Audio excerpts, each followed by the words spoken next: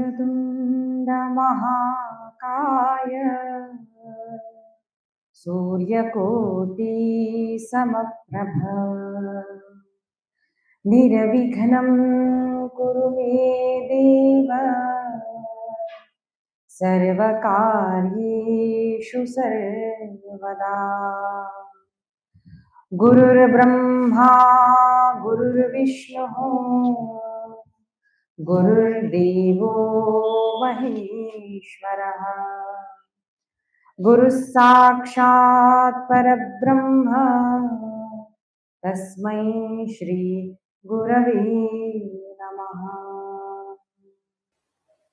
मातृदेवो भव पितृदेवो भव आचार्यदेवो भव अतिथिदेवो भव परस्परदेवो भव। ఒక 2 నిమిషాలు అందరం హరినామ స్మరణ చేద్దామండి. అందరూ చెప్పట్లు కొడుతూ అత్యంత మధురమైన ప్రభునామ సంకీర్తనం. వేదో నారాయణ వేదో నారాయణ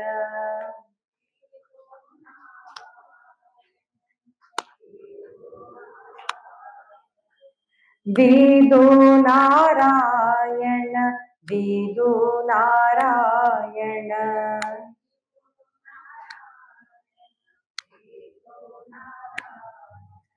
వేదో నారాయణ వేదో నారాయణ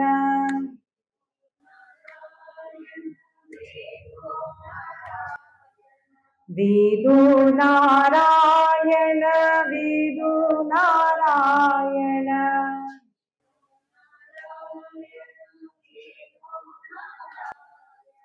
వేదో నారాయణ వేదో నారాయణ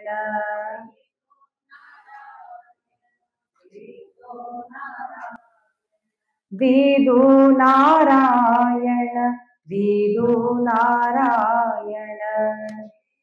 వేదో నారాయణ వేదో నారాయణ వేదో నారాయణ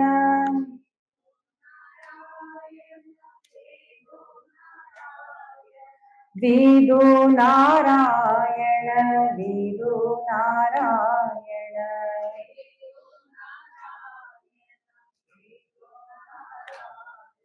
వేదో నారాయణ వేదో నారాయణ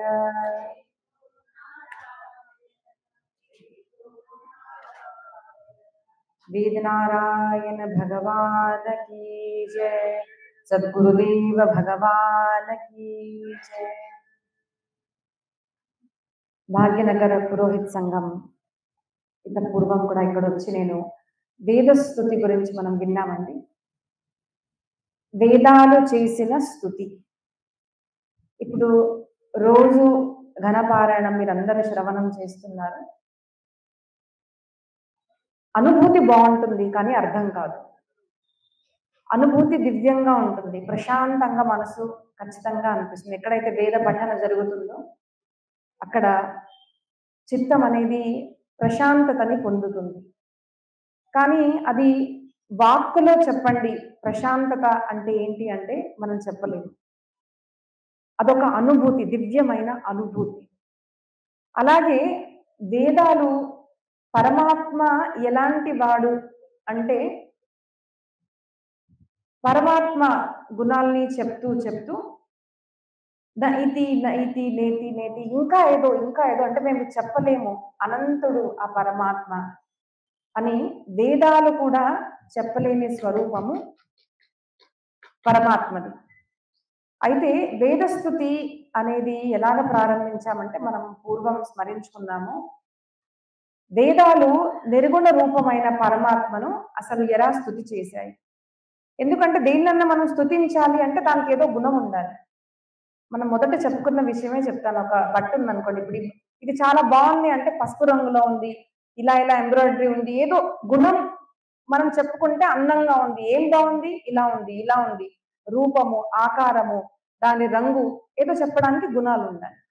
అలాగా పరమాత్మ ఎవరైతే నిర్గుణ స్వరూపుడో, అలాంటి నిర్గుణ స్వరూప పరమాత్మని వేదాలు ఎలా స్తుతించాయి అనే ప్రశ్న పరీక్షిత్ మహారాజు అడిగారు. ఇప్పుడు ఇక్కడికొచ్చి కూడా మనము ప్రస్తావన చేయడము అనేది ఎందుకు జరుగుతుంది అంటే, అక్క మీరు రావాలి, మీరు చెప్పాలి అంటారు. అంటే మొదట వచ్చేది ఏంటిది? ఏం చెప్పాలి? అంటే వేదస్తుతి. ఏం చెప్పాలి? భాగవతం చెప్పాలి. ప్రశ్న, ప్రశ్న దానికి ఉత్తరము. మన శాస్త్రాల్లో మొన్న కూడా ప్రవచనం జరుగుతుంటే ఒక అమ్మాయి మామూలుగా అడుగుతుంటారండి పిల్లలొచ్చి, ప్రశ్న అడిగితే మీకేమన్నా కోపం వస్తుందా అని అడుగుతారు. అది ఎందుకో నాకు తెలీదు కానీ, ఎందుకు అంటే మన శాస్త్రాల్లో ఎప్పుడు కూడా గురువులు ప్రశ్నని స్వీకరించాలి. ప్రశ్న ఉంటేనే దానికి ఉత్తరం అనేది ఉంటుంది. ఆన్సర్ అనేది ఉంటుంది. మన సంపూర్ణ శాస్త్రాలు కూడా డైలాగ్ రూప్‌లో ఉన్నాయి. ఏంటంటే ఒకరు ప్రశ్న వేయడము, దానికి సమాధానం చెప్పుకోవడము. ఇలాగే అన్ని శాస్త్రాలు మనకు చెప్పబడ్డాయి. అలాగా మరి ఎలా చెప్పారు అని పరీక్షిత్ మహారాజు ప్రశ్నించిన తర్వాత శుకదేవ మహర్షి చెప్పారు. ఎలా చెప్పారు అంటే మన దగ్గర నేను చెప్తున్నాను అని ఎప్పుడూ చెప్పుకోలేదు. మనం మొదట చెప్పుకున్నామండి. మన దగ్గర గురువులు నేను చెప్తున్నానండి, నేను జ్ఞానిని అని మనం ఎప్పుడూ చెప్పుకోలేము. ఎందుకంటే జ్ఞానం అనేది అనాది అనంతము. అది నేను చెప్తున్నాను, నేను నేర్చుకున్నాను అన్నది అసలు ఆహ్, అలా చెప్పుకోలేం మనం. ఎందుకు అంటే అది మన నుంచి అసలు రాలేదు. గురువు దగ్గర నుంచే వస్తుంది. గురు కృప వల్లే వస్తుంది. అలాగా మరి ఎవరు చెప్పారు అంటే శుకదేవుడు సాక్షాత్తు శివస్వరూపమైన శుకదేవ్ మహర్షి, సనక్ సనందన సనాతులు నలుగురు మహర్షులు బద్రికారణ్యంలో వెళ్ళి వాళ్ళు చేసిన సత్సంగ రూపాన్ని గురించి కూడా మనకు చెప్తారు. మన దగ్గర సత్సంగము అంటే ఏంటి?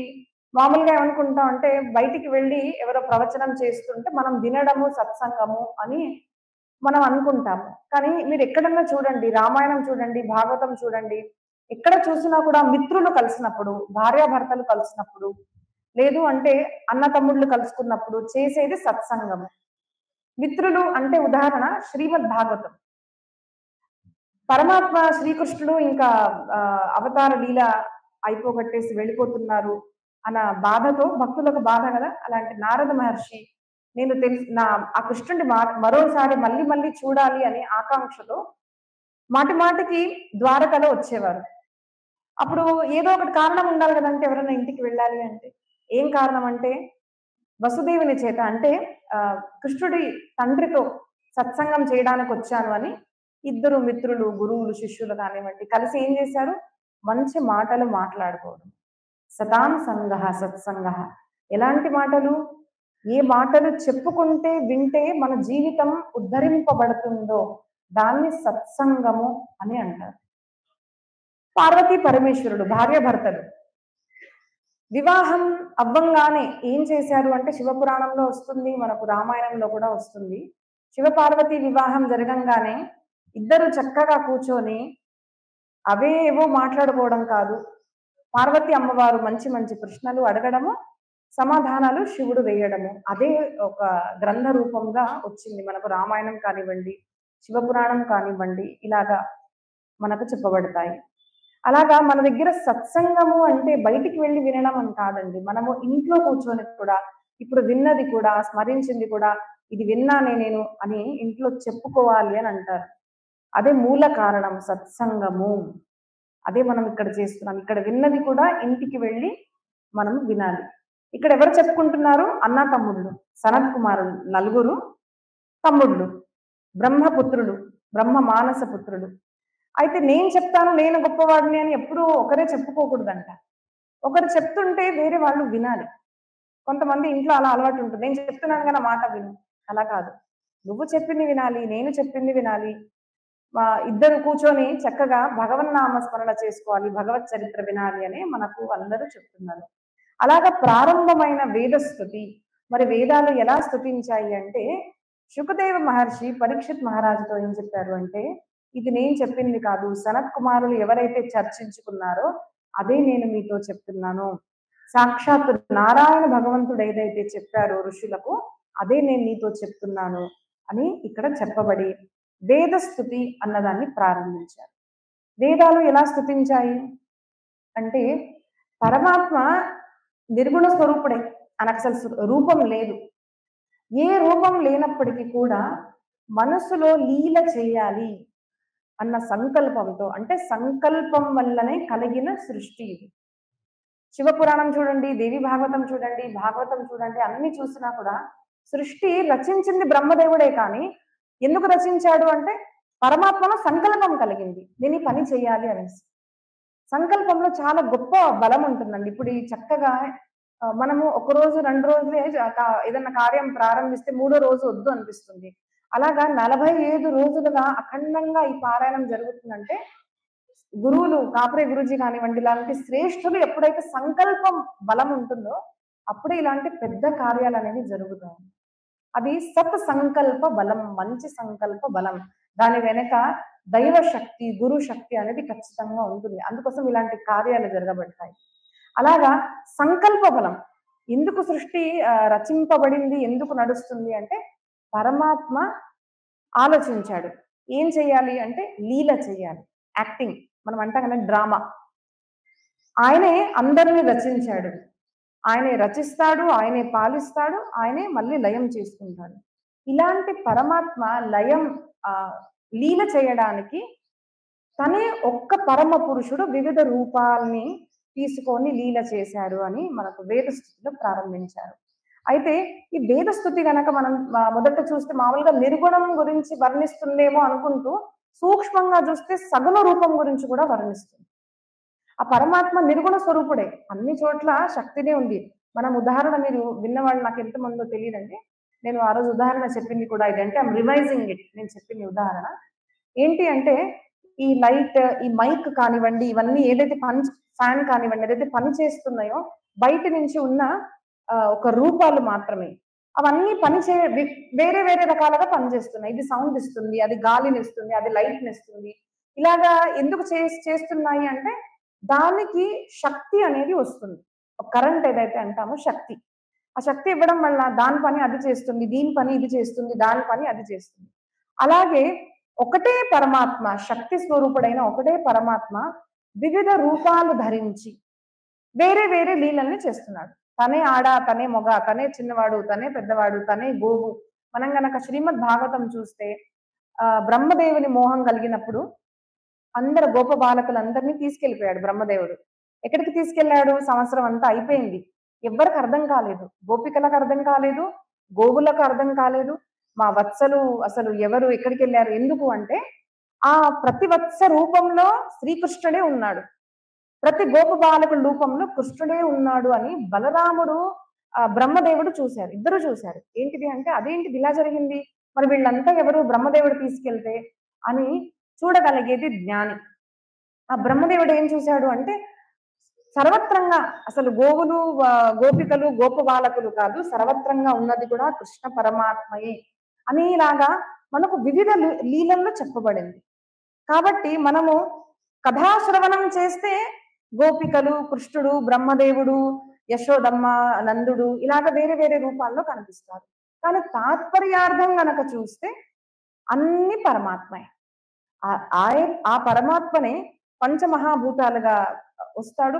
తన్మాత్ర, పంచమహాభూతాలు అన్ని వివిధ రూపాలు ధరించి అదే పరమాత్మ ఎప్పుడైతే పురుష రూపంలో ఆ ప్రకృతిలో ఎప్పుడైతే ప్రవేశిస్తాడో అప్పుడే ఆ విరాట్ పురుషుడు లేచి నిలబడ్డాడు అని మనం శ్రీమద్ భాగవత ద్వితీయ స్కందంలో మనం శ్రవణ చేశాము. అలాగే ఇక్కడ వేదస్థుతి ఏం చెప్పింది మనం విన్నాము అంటే ఆ పరమాత్మ సంకల్ప సృష్టితో ఈ సృష్టిని రచించి పాలించడానికి వివిధ రూపాలని తీసుకున్నావు పరమాత్మ. ఆ వివిధ రూపాలు నీవి కాకుండా ఇంకెవరివి అని నిర్గుణ స్వరూపాన్ని వర్ణిస్తూ సగుణ రూపాన్ని కూడా వర్ణించాయి. అలాగా మనము 4 శ్లోకాలు చూసామండి. ఈరోజు 5వ శ్లోకము. ఉదరముపాసతే యర్ ఋషివర్త్మసు పూర్వదృశః పరిసర పద్ధతిం హృదయమారుణయో దహరం తత ఉదగాదనంత తవ ధామ శిర పరమం పునరిహ యత్ సమేత్యన పతంతి కృతాంతముఖే. ఈ శ్లోకంలో వివిధ ఋషులు వివిధ రకాలుగా సాధన చేస్తారు అని చెప్తారు. మన సాంప్రదాయంలో విశిష్టత ఏంటిది సనాతన ధర్మంలో అంటే అందరూ ఒకే రకమైన సాధన చెయ్యరు. అందరూ ఋషులు, అందరూ గురువులు ఒకటే రకమైన సాధన చేశారని ఎక్కడ మనకు కనిపించదు. వివిధ రూపాలు, వివిధ ఉపాసనా పద్ధతులు, వివిధ రకాలైన పద్ధతులు. అలాగే ఇక్కడ కూడా వివిధ ఋషులు వివిధ రకంగా భగవాన్ నారాయణుని స్మరిస్తున్నారు అని వేదస్తుతి చేస్తుంది. ఎలాగా అంటే మణిపూర చక్రంలో ఉన్న దాన్ని శక్తిని కొంతమంది ఋషులు ఆరాధిస్తారంట. కొంతమంది హృదయ స్థానంలో ఉన్న శక్తిని కొంతమంది ఋషులు ధ్యానిస్తారు. కానీ కొంతమంది మాత్రం అగ్రభాగంలో ఉన్న ఆ శక్తిని ఆరాధిస్తారు. ఇలాగా వివిధ ఋషులు వేరే వేరే నాడీల ద్వారా దాన్ని శక్తిని పెంపొంది చేసి దాన్ని ప్రకటింపచేసి ఆరాధించేది నిన్నే స్వామి అని వేదస్తుతి చెప్తుంది. ఇప్పుడు నాడులు అంటే మామూలుగా మనం ఏమనుకుంటాము, డాక్టర్ దగ్గరికి వెళ్ళారు అంటే నాడి పట్టుకొని చెప్తారండి అని అనుకుంటాము. ఈ కనిపించే శరీరంలో నాడులు, ఇక్కడ చెప్పే నాడులు భిన్నమండి. ఈ నాడులు మనకు కనిపించవు. కనిపించని నాడి దృష్టికోణంతో కనిపిస్తుంది. కాబట్టి కొంతమంది సాధన చేస్తుంటే అంటుంటారు, సాధన చేసిన తర్వాత ఈ శక్తి వచ్చిందండి, ఈ శక్తి వచ్చిందని చెప్తూ ఉంటారు. అది ఎలా అర్థమవుతుంది అంటే ఏ శక్తి అయితే వచ్చిందో దాని రకంగా మన శరీరంలో మార్పులు అనేవి కనిపిస్తుంటాయి. ఇలా జరిగింది అంటే ఓకే, ఇక్కడ దాకా మీ శక్తిని మీరు పెంచుకున్నారు, ఇక్కడ దాకా పెరిగి, ఇది మనకు బాహ్య రూపంలో కనిపించదు. ఆ శక్తి ఎవరు మనకు చెప్పగలుగుతారు అంటే గురువులు చెప్పగలుగుతారు. ఇప్పుడు ఇవన్నీ సాధన చేసేది సరే, కానీ సాధన అనేసరికి ఎవరు చేయగలుగుతారు? మనం గనక సూక్ష్మంగా చూస్తే సాధన చేసేది మొదట పద్ధతి ఏంటంటే ఆసనము. ఎవరైతే జీవితంలో యమ నియమాలు, తన ప్రతి ఒక్క ఇంద్రియాల్ని కంట్రోల్లో ఉంచుకొని యమ నియమాలు పాటిస్తూ అంటే శుద్ధ జీవితాన్ని ఆచరించి ఎవరైతే మొదట ఆసనాన్ని జయిస్తారో వాళ్ళే ఏ సాధనన్నా చేయగలుగుతారు. మనకి అలవాటు అయిపోయిందండి. పెద్ద పెద్ద సాధనల గురించి మనము వింటాము. ఇది చేశామండి, చాంద్రాయణ వ్రతం చేశాము, ఈ వ్రతం చేశాము, ఆ వ్రతం చేశాము మేము అని మనం చెప్పుకోవడం ఒకటి. కానీ ఆ సాధన చేసిన తర్వాత మార్పు ఏమొచ్చింది అన్నది మనం తెలుసుకోవాలి. మొదట ఈ కలియుగంలో గనక చూస్తే ఆ వ్రతాలు చేయడం చాలా కష్టము. దాని గురించి మాట్లాడుకోవడం చాలా సులువుగా ఉంటుంది. కానీ ఏ సాధన చేయడానికైనా మొదటి కావాల్సింది ఏకాగ్రత, ఆసనం. నేను అడిగితే ఎంతమంది అండి గంట 2 గంటలు కూర్చోగలుగుతారు అంటే, మొదట అయితే నాకు తెలుగులో ఇటువైపు ప్రవచనాలు చెప్పాలి అంటే అక్క గంటన్నర కన్నా పెంచకండి అంటారు. ఎందుకంటే కూర్చోలేరు. అది కొంచెం నార్త్ సైడ్ లో ఉంది పద్ధతి. ఇంకా 4:30, 5 గంటలు కూడా కూర్చుంటారు అటువైపు. ఇటువైపు కొంచెం చూస్తుంటే కూర్చోలేము అని ఒకటి అంటుంటారు. నాకు ఆశ్చర్యం కలుగుతుంది ఎందుకు అలాగనేసి. అయితే కొంతమంది అంటారు లేదండి మేము కూర్చుంటాము అంటే, ఎలా కూర్చుంటారు అండి మీరు ఏంటిదంటే మొబైల్ తీసుకొని కూర్చుంటాము అంటారు. అంటే మొబైల్ తీసుకొని కూర్చుంటే గంటలు అయిపోయినా కూడా మనకు అర్థం కాదు. కానీ గంటల తరబడి మొబైల్ తీసుకొని కూర్చుంటే ఏం జరిగింది? సాధన జరగలేదు. సాధనకు విరుద్ధంగా జరిగింది. We got deviated. ఎందుకు అంటే ఆ మొబైల్‌లో మనం ఏం చేస్తుంటాం చూడండి. మొబైల్ చూసి ఒకటి చూసాము 2 నిమిషాలు. అసలు ఒక్క నిమిషం కూడా ఒక వీడియో ఇప్పుడు చూడలేకపోతున్నారు. ఒక్క నిమిషం కూడా కాలేదు, మార్చేస్తాం. అంటే ఫోకస్ అనేది తగ్గిపోతుంది. ఇవి చేయడం వల్ల ఏమవుతుందంటే ఏకాగ్రతగా కూర్చొని 10 నిమిషాలు పూజ చేయాలంటే వద్దనిపిస్తుంది. ఇలా చేయడం వల్ల ఒక అరగంట సేపు చక్కగా కూర్చొని మనం ప్రవచనం విన్నాము అంటే వద్దనిపిస్తుంది. పాపం మా అబ్బాయి చక్కగా ఇందాక మంత్రాలు చదువుతుంటే, క్షమించండి చెప్తున్నాను కానీ కూర్చోంగానే ముచ్చట్లు. అది జరిగింది, ఎందుకు అంటే ఇది ఆగదు ఇంకా. అంటే అలవాటైపోయింది. అంటే మనము సాధన గురించి చెప్పుకోవడం ఒకటండి. సాధన అంటే ఏంటిది అంటే ఆసనం కూర్చున్న తర్వాత ప్రతి ఒక్క ఇంద్రియాన్ని లయము చేసి ఏకాగ్రతతో మనం ఎప్పుడైతే శ్రవణం చేయగలుగుతామో, ఏకాగ్రతతో ఉండగలుగుతామో అప్పుడు నేను ఎక్కడో సాధన చేయగలుగుతున్నాను మనం అర్థం చేసుకోవచ్చు. ఇది నిజ జీవిత ఉదాహరణలు మనం చెప్పుకోవడం. ఎందుకంటే ప్రవచనం ఏదో చెప్పాను వెళ్ళిపోయాను అన్నది కాదు.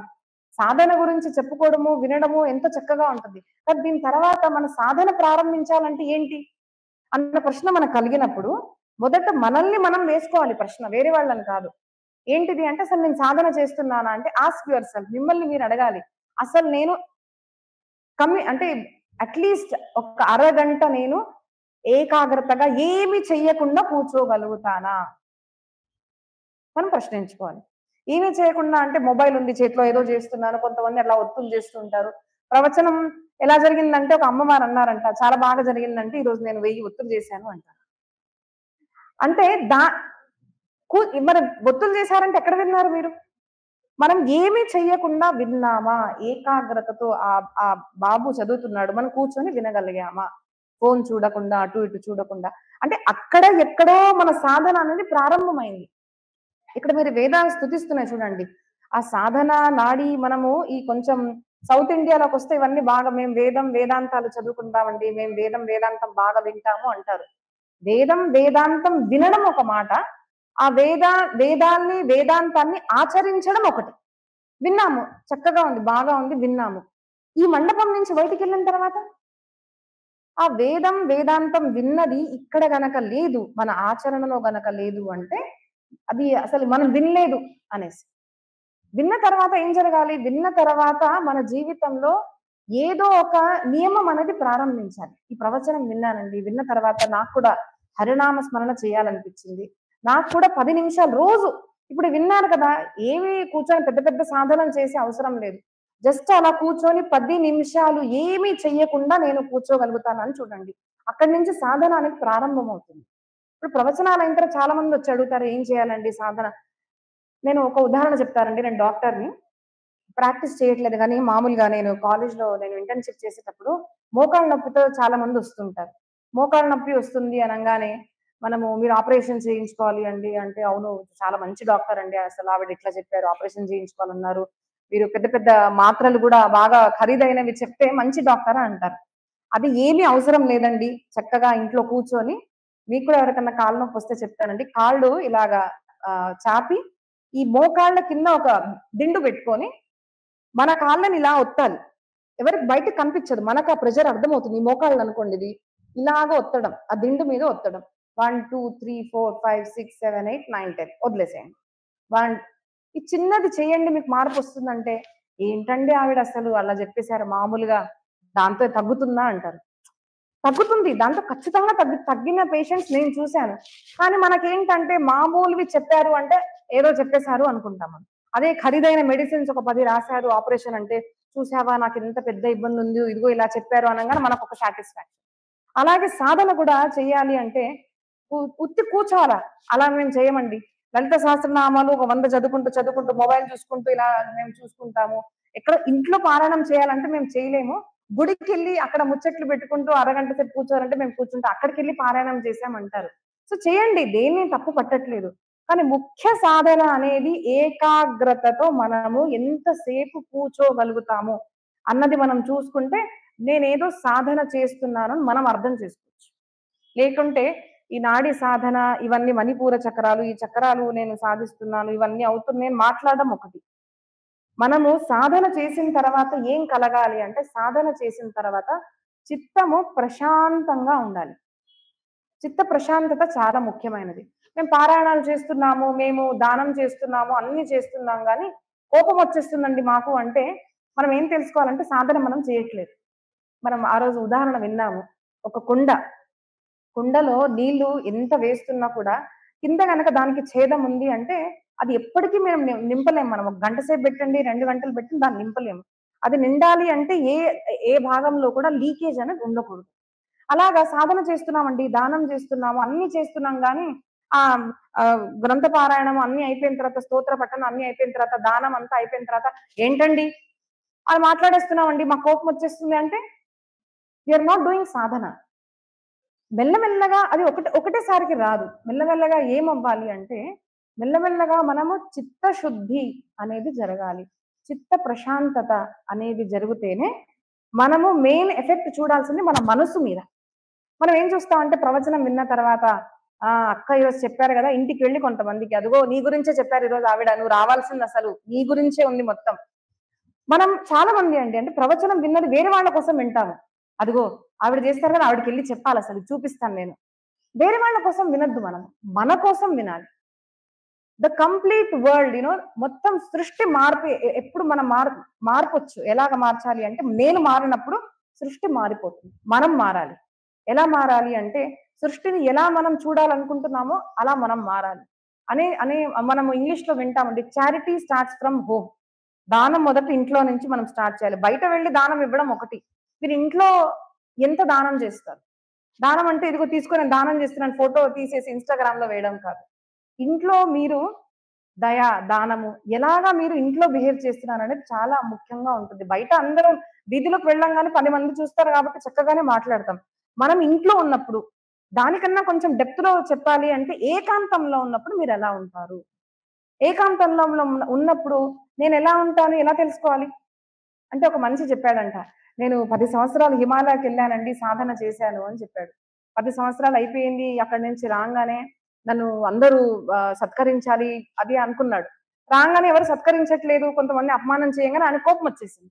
అయితే నన్ను మాట్లాడతావా? నేను 10 సంవత్సరాలు మౌనంగా అక్కడున్నాను అని. 10 సంవత్సరాలు అక్కడ మౌనంగా ఎందుకు ఉండగలిగావా? ఎందుకంటే అక్కడ ఎవరు లేరు కాబట్టి. అందరిలో ఉన్నప్పుడు మౌనంగా ఉండగలుగుతావా? అలాగా ఏకాంతంలో ఉన్నప్పుడు మనకెలా అర్థమవుతుందంటే, మనసులో భావనలు ఏం ఏమొస్తున్నాయి మీ మనసులో భావనలు?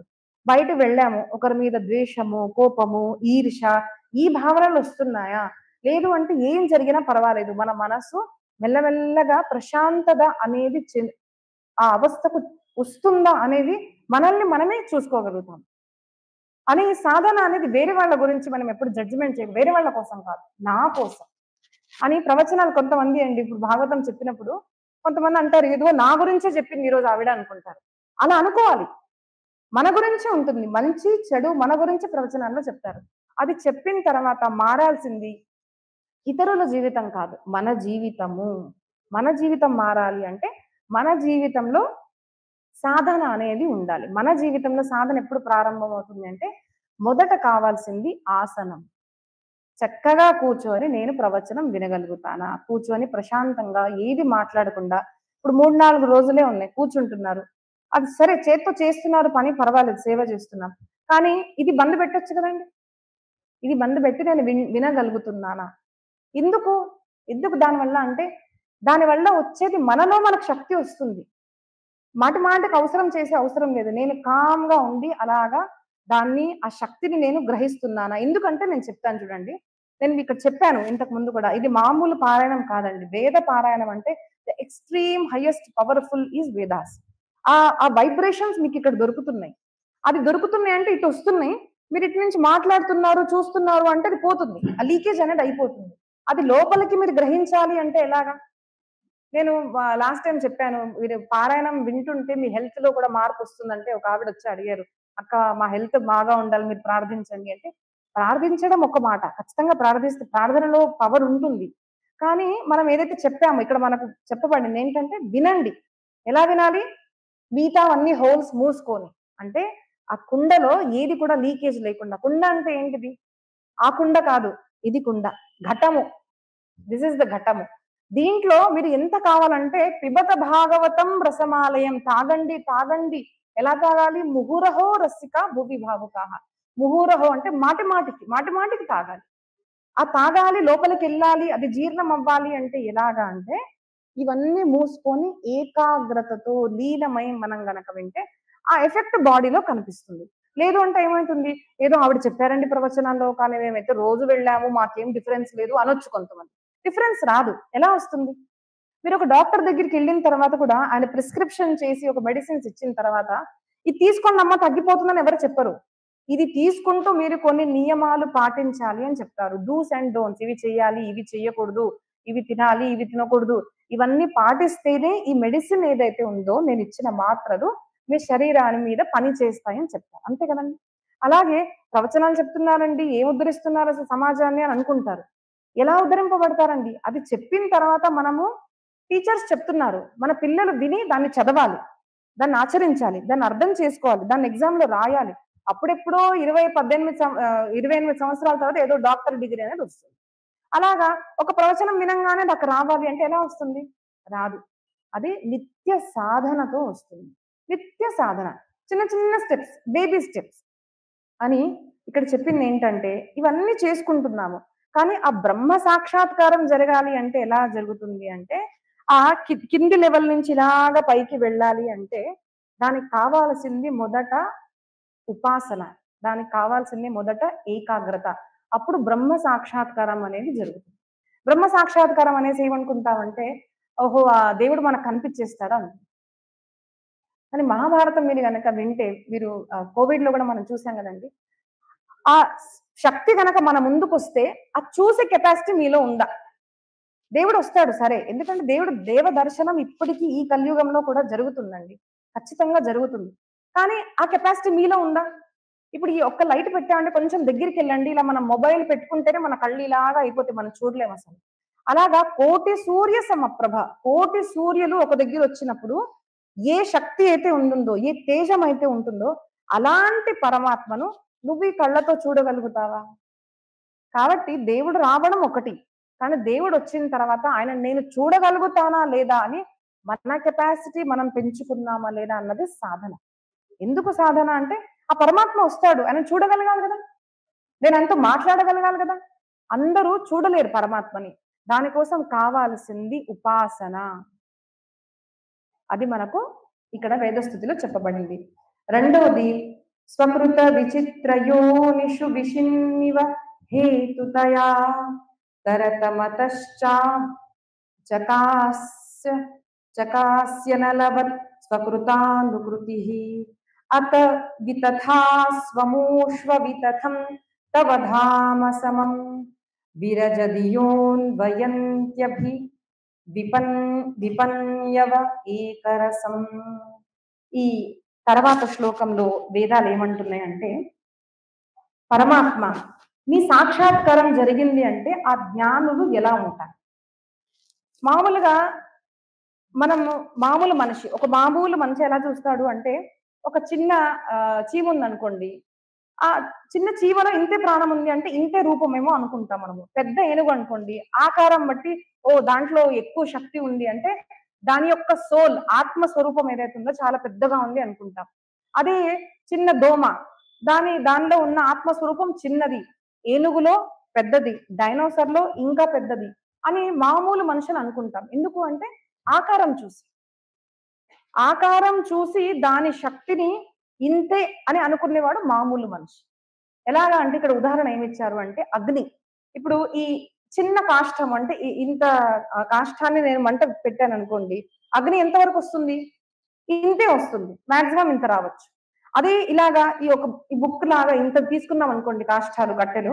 దానికి అగ్ని పెడితే ఇంతొస్తుంది. అలాగే ఈ మండపం అంతా ఒక కొండ అంత కాష్టాలు ఉన్నాయనుకోండి. దానికి మంట పెట్టాము. అంటే దానికి ఎన్నో రెట్లు పైకెళ్ళిపోతుంది. అప్పుడు మనం ఏమనుకుంటాం అంటే మామూలు మనుషులు. ఓహ్! ఈ ఈ ఈ రూపము ఇంతే. ఈ రూపము ఇంతే. ఈ రూపము ఇంతే. అంటే మామూలు మనిషి రూపాన్ని బట్టి దాని యొక్క గుణాన్ని ఇదే గుణము అని అనుకుంటాడు. కానీ అలా కాదు. జ్ఞాని అంటే ఎవరు అంటే ఎక్కడ చూసినా కూడా చిన్న, పెద్ద, స్త్రీ, పురుష, పెద్ద, ఈ దేశపు వాడు, పరదేశపు వాడు ఎక్కడ చూసినా కూడా జీవ సృష్టిలో అన్ని చోట్ల ఒకటే పరమాత్మ సమరూపంలో ఉన్నాడు. సమానంగా ఉన్నాడు అని తెలుసుకునేవాడు. మాట్లాడేవాడు కాదు. తెలుసుకునేవాడే జ్ఞాని అని చెప్తారు. మన భగవద్గీతలో ఏం చెప్తారు అంటే వాసుదేవ సర్వమితి సమహాత్మ సుదుర్లభః. ఎక్కడున్నాడు? ఇప్పుడు నేను కూడా ఇక్కడ అడిగాననుకోండి, ఎక్కడున్నాడండి పరమాత్మ అంటే మనం ఏమంటాము? అన్ని చోట్ల ఉన్నాడండి అని అంటాం మనం. అన్ని చోట్ల ఉన్నాడు. అన్ని చోట్ల ఉన్నాడు అని చెప్తున్నాం కానీ, అన్ని చోట్ల ఉన్నాడు అని ఎవరెవరికి అనుభూతి కలుగుతుంది? ఇప్పుడు నేను మిమ్మల్ని అడిగాననుకోండి, అన్ని చోట్ల ఉన్నాడు పరమాత్మ గదా! మరి మీకు ఎక్కడెక్కడ కనిపిస్తున్నాడు అని అడిగితే ఒకసారి ఆలోచించండి. కొంతమంది అంటారు అన్ని చోట్ల ఉన్నారు. మా వారిలో గూడా ఆయన లేరా అండి? చెప్పండి. మా బాబులో కూడా ఉన్నాడు. ఇక్కడికొచ్చారు గదా! అందరిలో ఉన్నారు అంటారు. మరి మీ కోడల్లో? ఆవిడలో లేరండి. అంటే మనకు ఎవరు అనుకూలంగా ఉంటారో మనం అక్కడ పరమాత్మని చూస్తాము. కానీ జ్ఞాని అంటే ఎవరు? నాకు వ్యక్తి అనుకూలంగా ఉన్నా, ప్రతికూలంగా ఉన్నా కూడా ఎక్కడ చూసినా కూడా అదే పరమాత్మ అన్ని చోట్ల సమంగా ఉన్నాడు. ఆకృతి పట్టి ఆయన రూపం మారలేదు. ఆకృతి పట్టి ఆయన శక్తి అనేది మారలేదు. ఉదాహరణ మళ్ళీ అదే చెప్తాను. ఇప్పుడు చూడండి మైక్ ఉంది. అది ఉంది. అది ఉంది. ఒకటే రకమైన శక్తి అనేది వెళ్తుంది. The current is passing in the same way. ఒకటే శక్తిలో వెళ్తుంది. Same hertz. సైన్స్‌లో చెప్పాలి అంటే. కానీ దీనికి ఎంత అవసరమో అది అంత తీసుకుంటుంది. దానికి ఎంత అవసరమో అదంత తీసుకుంటుంది. ఆ లైట్స్‌కి ఎంత అవసరమో అవి అంతంతగానే తీసుకుంటాయి. కానీ శక్తి గనక మనం చూస్తే సమంగా ఉంది.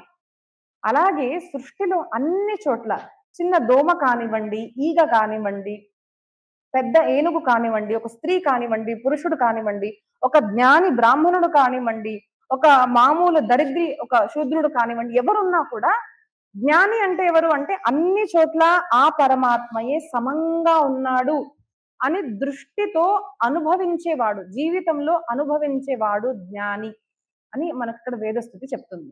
అయితే ఎలాగా ఆ అంటే చూడండి, ఇక్కడ ఏం చెప్తున్నారు వేదాలు అంటే, పరమాత్మ నువ్వు నిర్గుణ స్వరూపుడివి, యువర్ ఎనర్జీ, నువ్వు శక్తి స్వరూపము. మామూలు మనుషులు ఎలా అనుకుంటారు అంటే ఆకారాన్ని బట్టి అక్కడక్కడ అంతంత ఇంతున్నాడు ఇంతున్నాడు ఇక్కడ ఇంతున్నాడు ఇక్కడ ఇంతున్నాడు అని వాళ్ళు వాళ్ళ బుద్ధిపరంగా చూస్తున్నారు. కానీ జ్ఞానులు ఎలా చూడాలి అంటే, నీ రూపము ఎక్కడ ఎలా ఉంది స్వామి అంటే, మళ్ళీ చూడండి ఇక్కడ చెప్తున్నారు, నువ్వు రాముడుగా ఉన్నా, కృష్ణుడుగా ఉన్నా, వివిధ రూపాలు ధరించిన, స్త్రీగా వచ్చిన, పురుషుడిగా వచ్చిన, ఇప్పుడు కొంతమంది దశావతారాల్లో కూడా అండి. అంటే ఆశ్చర్యం ఏంటిది అంటే, మనము కథలు చెప్పుకుంటాము, ప్రవచనాలు వింటాము, అన్ని వింటాం కానీ బయటికి వచ్చిన తర్వాత అడిగామనుకోండి, దశావతారాల్లో ఎవరండి గొప్పవాడు అంటే, పరశురాముడు కన్నా రాముడు కదండి గొప్పవాడు, రాముడు కన్నా కృష్ణుడు కదండి గొప్పవాడు, ఇలాగా వాదిస్తూ ఉంటారు కొంతమంది. అంటే ఏం అర్థం చేసుకున్నట్టు, ఏం అంటే పరమాత్మ అందరిలో ఒకటే, అదే ఉన్నాడు, రాముడు అదే రూపము, మోహిని రూపము అదే. ఈ దశావతారంలో ఎవరు గొప్పవారు అని కొంతమంది అడుగుతుంటారు. దశావతారాల్లో ఎవరు గొప్ప అనేది లేదు, అందరూ శక్తి స్వరూపమైన పరమాత్మయే. అంటే మళ్ళీ దాంట్లో ఇంకా చూస్తే, నిన్న కూడా నేను ఒక అవార్డ్ ఫంక్షన్కి వెళ్ళాను, పినాకి అవార్డ్స్. అక్కడ స్వామి చెప్తున్నారు, ఈ కాలం బాగా అయిపోయిందండి, శివకేశవుల్లో భేదాలు, హరిలో కూడా రాముడు వేరే కృష్ణుడు వేరే, కృష్ణుడు పూర్ణ పురుషోత్తముడు, రాముడిలో ఒక 2 గుణాలు తక్కువగా ఉన్నాయని కొంతమంది అంటుంటారు అన్నారు. సో మనం ఏం అర్థం చేసుకున్నట్టు, జ్ఞాని అంటే ఎవరు, ఆ పరమాత్మ రూపాల్ని అర్థం చేసుకున్నట్టే ఏ రూపాన్ని ధరించినా కూడా, ఎక్కడికి వెళ్ళినా కూడా, ఏ రూపంలో, ఏ దేశంలో, ఏ నామంలో కనిపిస్తున్నా కూడా ఆయనతో ఉన్నది అపరిమితమైన శక్తి. ఆయన ఏ రూపమన్నా ధరించవచ్చు, ఆయనలో ఉన్నది అపరిమితమైన శక్తి. నేను ఇంతకు ముందు కూడా ప్రవచనం చెప్పినప్పుడు చెప్పిన ఉదాహరణ మళ్ళీ చెప్తానండి. ఇప్పుడు మనం ఆ సినిమా చూసాం, వరాహ రూపము, అది సినిమా పేరు గుర్తులేదు నాకు. ఆ వరాహ రూపం చూసిన తర్వాత చాలా మంది, అంటే దాని పూర్వం కూడా చాలా మంది ఇప్పుడు కూడా అంటుంటారు, ఏంటండి అసలు మీ దేవుళ్ళు కోతి రూపంలో ఆ హనుమంతుడిని పూజిస్తారు, ఆ ఒక పిగ్ లాగా వచ్చి ఆ వరాహ రూపాన్ని ఏంటండి మీరు పూజిస్తారు అని అంటారు. అయితే ఇది మీరు భాగవతం గనక వింటే, పరీక్షిత్ మహారాజు ఇదే ప్రశ్న అష్టమ స్కందంలో శుకదేవుడిని అడిగాడు. ఏంటయ్యా స్వామి ఇలాగా ఒక మీన రూపంలో స్వామి రావడం ఏంటిది? ఇప్పుడు మీరు చూడండి, ఫిష్ తినేవాళ్ళు, నాకు తెలిసి ఇక్కడ ఎవరు ఉండరు కానీ, ఆ ఆదివారం గనక మనం కూరగాయల మార్కెట్కి వెళ్ళాము అంటే మనం అసలు మాట్లాడలేము, ఇలా పెట్టుకోవాల్సింది. ఆ కొనేవాళ్ళు తినేవాళ్ళు కూడా ఇలా పెట్టుకుంటారు. అంత భయంకరమైన వాసన మీనానికి, అంటే ఫిష్ కి. మరి అలాంటి నీచమైన స్వరూపము భగవంతుడు ఎలా ధరించాడు? మనలో కూడా ప్రశ్న ఉంటుంది, ఎందుకు? ఆయన వానరుడా, ఆయన ఒక పిగ్గా, ఆయన ఒక ఫిషా, వాట్ ఈస్ హీ? ఇక్కడ పరీక్షిత్ మహారాజు అష్టమ స్కందంలో చెప్పారు, ఆయన రూపాలు మాత్రమే ధరిస్తాడు, ఆయన గుణాలను ధరించడు. ఫర్ ఎగ్జాంపుల్, ఒక నాటకం చేస్తున్నాం అనుకోండి, ఇప్పుడు ఇక్కడ ఒక నాటకం చేద్దామని అనుకున్నాము. అక్కడ నేను ఇంకో 10 మంది ఉన్నారు, నేను సీతమ్మ తల్లిగా చేస్తున్నాను, ఒక నాటకం చేశారు, చూశారు మీరు. మళ్ళీ 10 రోజుల తర్వాత మాకు సీతమ్మ తల్లి వేరే అమ్మాయి నాకన్నా ఇంకా బాగుందని ఆమెను పెట్టేసి నేను శూర్పణఖగా చేశాను. అయితే మీరేమంటారు అంటే, అక్క మీరు పోయినసారి సీతమ్మగా చేశారుగా, అబ్బా సీతమ్మ ఎంత బాగుందండి అంటారు. ఇప్పుడు ఈసారి వచ్చిన తర్వాత అంటే యాక్టింగ్ అంత బాగా చేస్తే, ఆ శూర్పణఖ చూడండి అసలు ఎంత రాక్షసి అంటారు.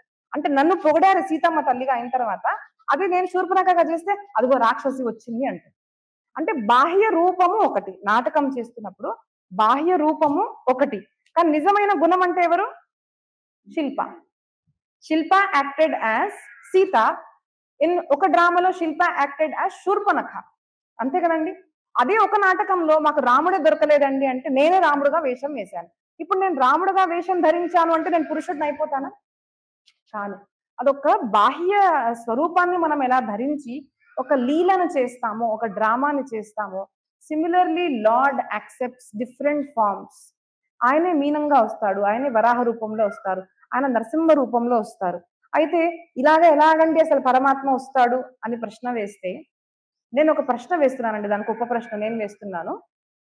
మనం గనక పరమాత్మ ఇలాగే ఉండాలండి, ఇంతే, ఇలాగే ఉండాలి అంటే ఆయన పరమాత్మ ఎలా అవుతాడు? పరమాత్మ అంటే అసీమమైన శక్తి, అసీమితమైన శక్తి. ఆయన ఇలాగే ఉండాలి అంటే పరమాత్మ కాదు. ఆయన ఎలాగైనా ఉండొచ్చు. చిన్నగా ఉండొచ్చు, పెద్దగా ఉండొచ్చు, గాలి రూపంలో ఉండొచ్చు, అతి పెద్ద విరాట పురుష రూపంలో ఆయన రావచ్చు. ఏ రూపమైనా ధరించగలిగేవాడు. ఒక్క మానవ రూపమే కాదు, నర సింహ రెండు కలిపి నరసింహ రూపం కూడా ధరించగలిగేవాడే పరమాత్మ అని ఎవరు తెలుసుకోగలుగుతారు?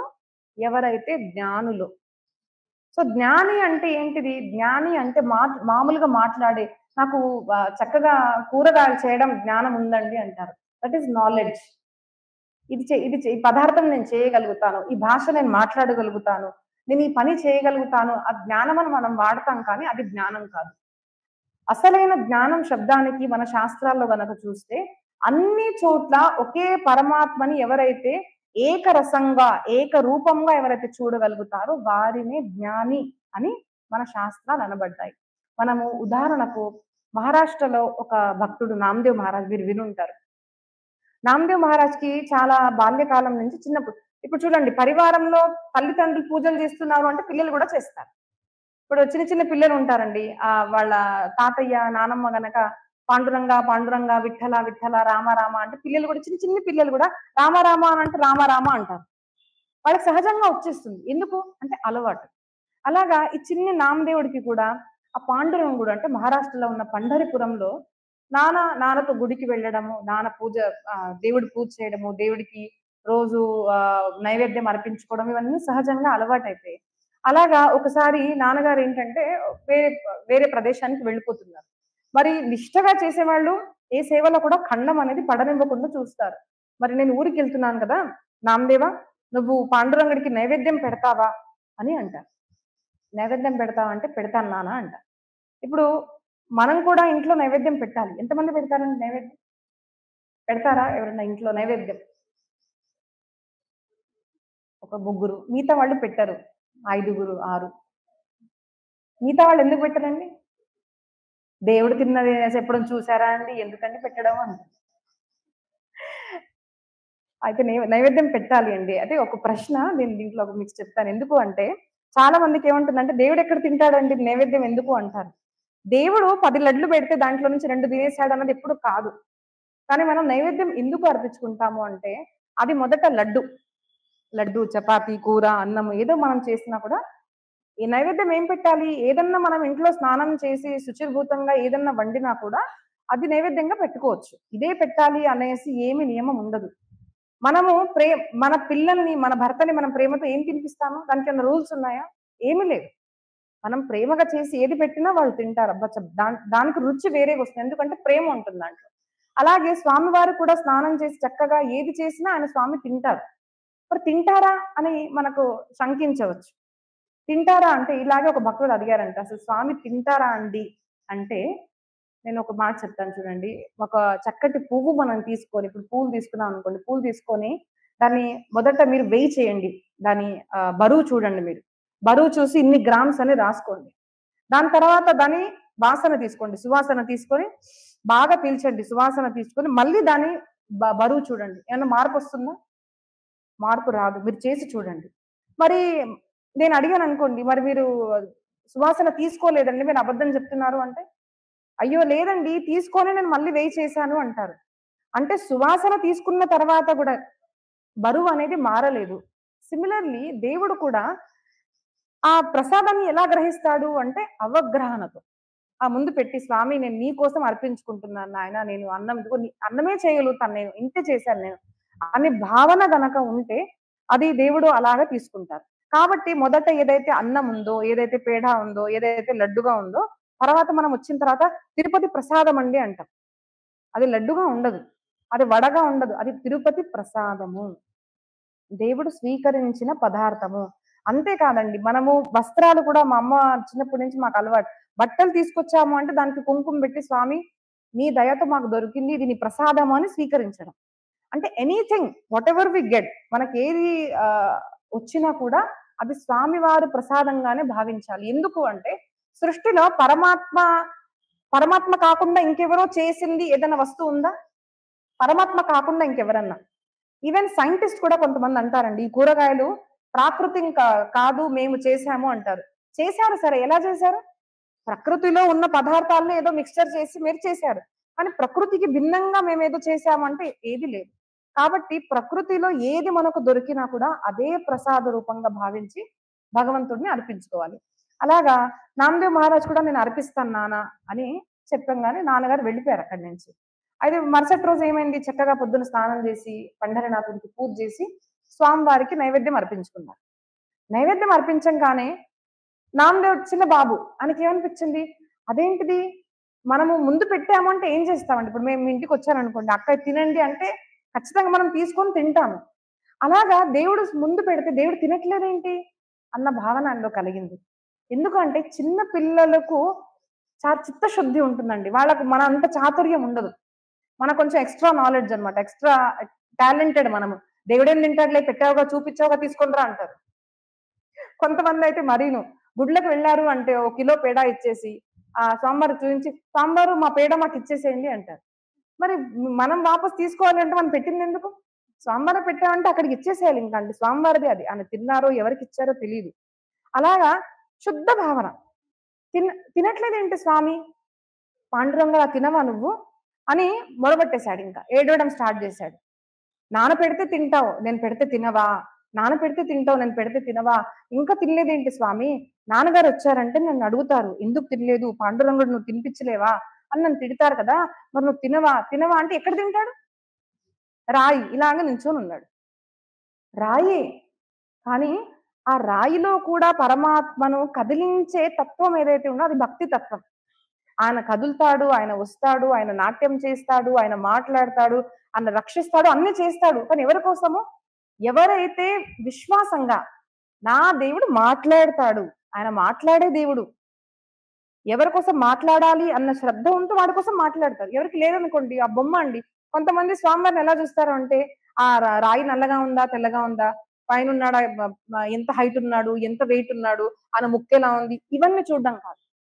ఆ పరమాత్మ నా దగ్గర చూసి నవ్వాడండి అన్న భావన కొంతమందికుంటుంది. ఆయన చూసాడా? నా దగ్గర చూసాడండి. మీరు చూడండి. మనం ఏ భావంతో పరమాత్మ దగ్గరికెళ్తే, ఆ పరమాత్మలో ఆ భావనలు మనకు కనిపిస్తాయి. అంతెందుకు?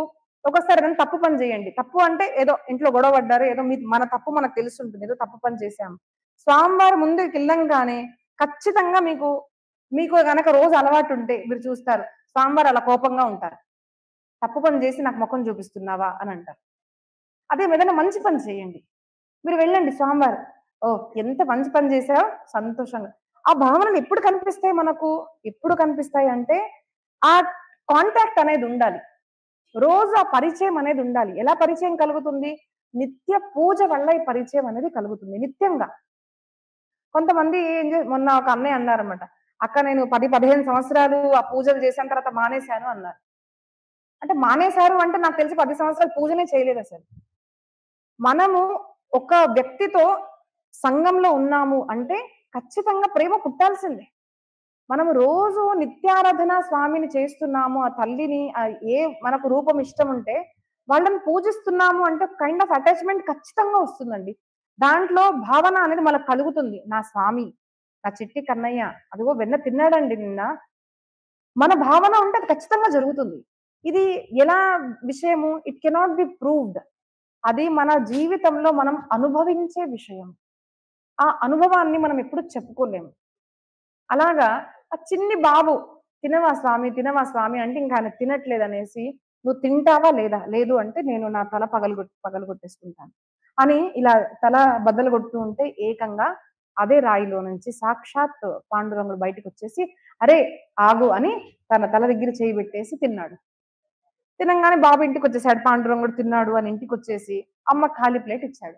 ఖాళీ ప్లేట్ ఇవ్వంగానే, "అమ్మ అదేంట్రా మ ప్రసాదం ఏది" అంటే, "ప్రసాదం ఏంటి అడుగుతున్నావు? దేవుడు తినేసాడు" అన్నా. "దేవుడు తిన్నావని అబద్ధం చెప్తావా" అని కొట్టింది. అంటే మనలాంటి మనిషి, మామూలు మనుషులు. దేవుడెక్కడైనా తింటారా అండి? అబద్ధం చెప్తున్నారు. అలాగా చెప్పంగానే మళ్ళీ మరుసటి రోజు. ఇలా 2, 3 రోజులు అవ్వంగానే నాన్నగారొచ్చారు. అయితే భర్తతో ఇలా చెప్తున్నాడండి రోజు మరి ఏం చేస్తున్నాడో తెలీదు పిల్లవాడు అంటే, సరే చూద్దాంలే. పిల్లల్ని వెంటనే మన భావన పరంగానే పిల్లలు ఆలోచించాలని ఉండదు. పిల్లలు ఏదైనా మాట్లాడుతున్నారంటే ఎందుకు ఆలోచిస్తున్నారు? ఎందుకు వాళ్ళలో ఈ భావన కలిగింది? అని చూసే వాళ్ళనే తల్లిదండ్రులు అంటారండి. అదే గాని నాకు కోపం వచ్చిందని వాళ్ళని వెంటనే కొట్టడము, అది మంచి తల్లిదండ్రుల లక్షణం కాదు. సో, ఎందుకలా చెప్తున్నారు? అంటే తండ్రి గారు ఏం చేశారు? సరే, ఈరోజు కూడా నువ్వే నైవేద్యం పెట్టు అని మళ్ళీ నామదేవుని పంపించారు. పంపించంగానే పాండురంగుడికి నైవేద్యం పెట్టి, "పాండురంగా తిను" అనంగానే వెంటనే స్వామివారొచ్చి తినేయడం తండ్రి గారు చూసారు. ఇంకా కళ్ళలో నీళ్ళు. "స్వామి, ఇన్ని సంవత్సరాల నుంచి నేను నిన్ను పూజించాను కానీ, నాకసల రాయిలాగానే కనిపించావే. నాకసలు నువ్వు అలా కదిలి వచ్చి భోజనం చేయడం ఏంటిది?" అని ఆయనకు రోమాంచం కలిగింది తండ్రి వారికి. ఎందుకు? ఎందుకు అంటే అదే పూజ చేశాడు. అదే విధి విధానాలు.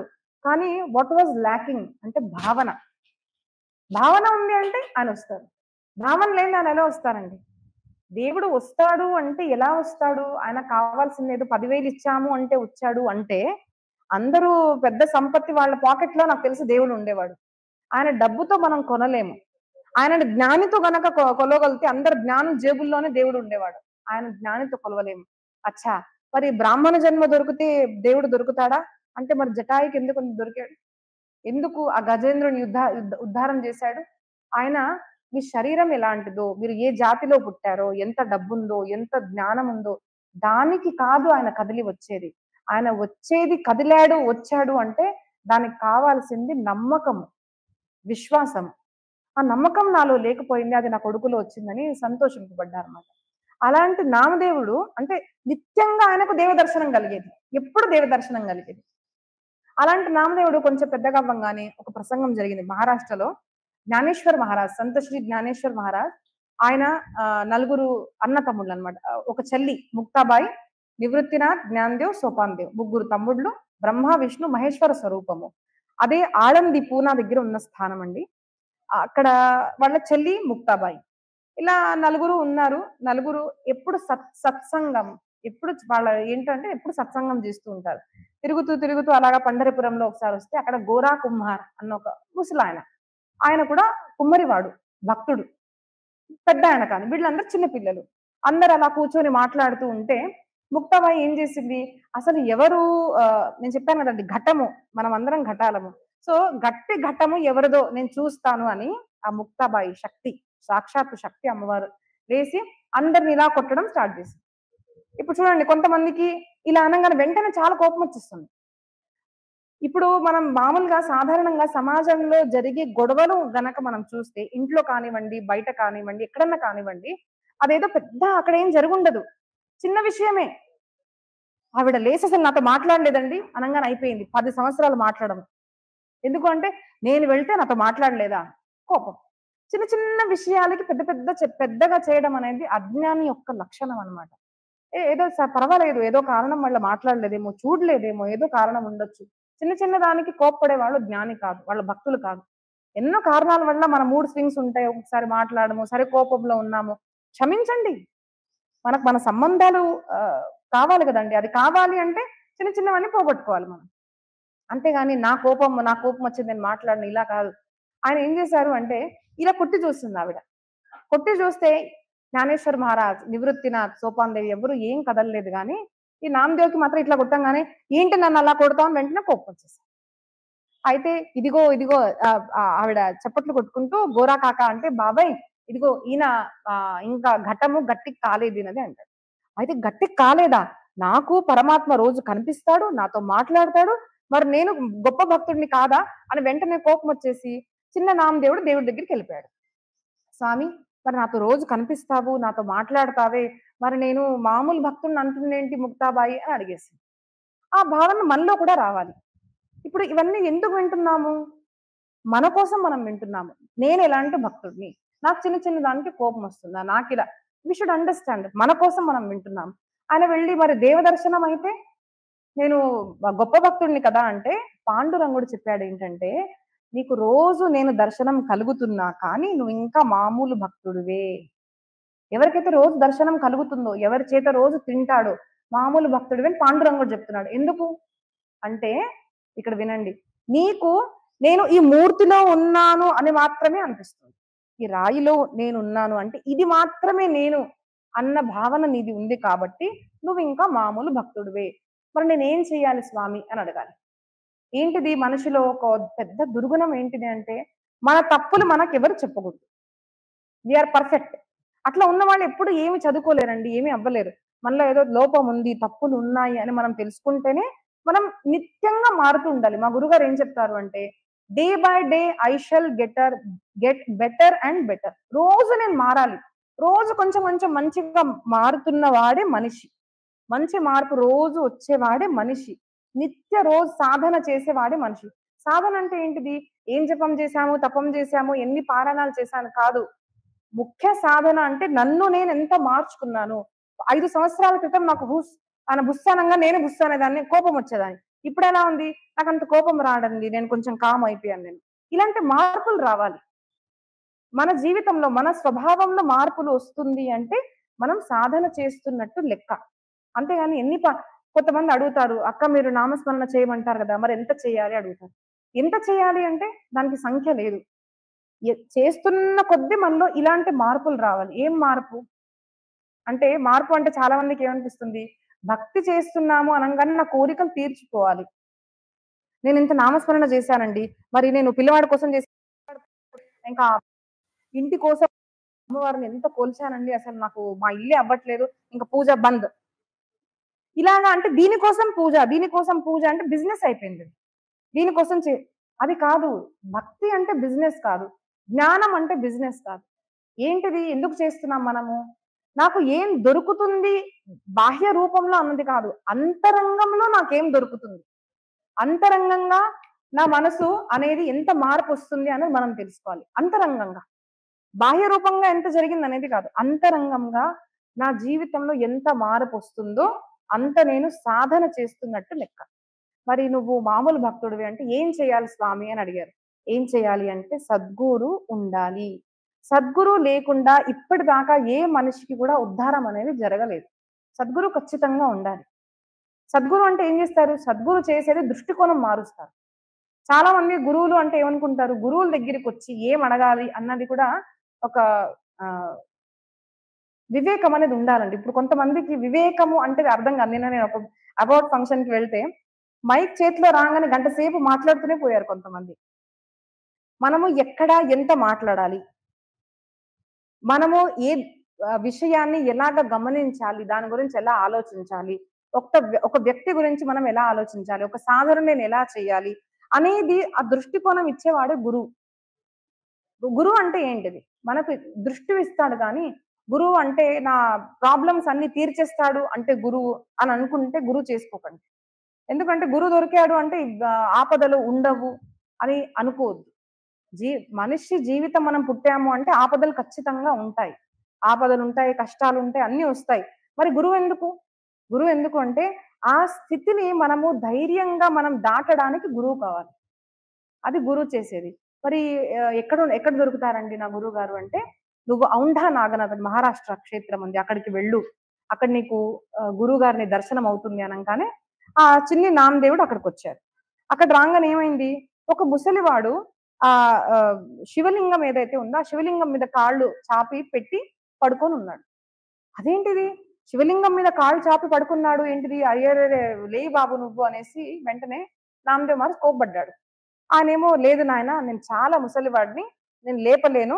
నువ్వు నా కాళ్ళు లేపి ఎక్కడైతే శివలింగం లేదో అక్కడ పెట్టు అన్నాడు. ఎక్కడైతే శివలింగం లేదో అక్కడ నువ్వు నా కాళ్ళు పెట్టు అన్నారు. అప్పుడు ఆ కాళ్ళు తీసి ఇలా పక్కన పెట్టంగానే ఇంకో శివలింగం.